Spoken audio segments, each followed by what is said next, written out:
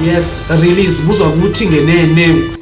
It has been reported that the wife of the now late Sfiso Ncwane is now asking the public to send in their CVs as she is now lonely.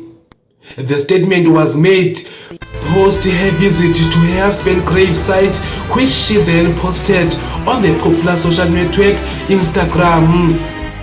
Inkosikazi yemvume engasekho iSfiso Ncwane yacela ukuba nabani na ofuna ngathi ayifake iCV kumadoda kwaZulu-Natal.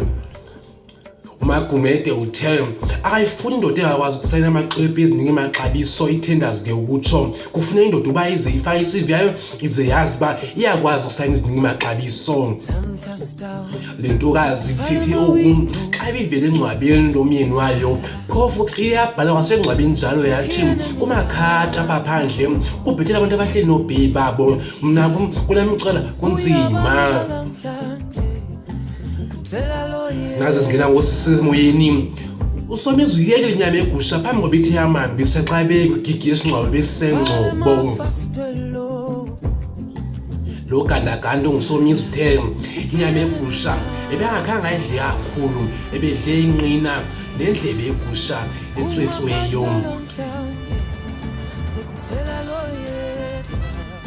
Sizibamba apho ke yenza namhlanje kwiindaba zika Ken Master ndingu-Angakhomedi.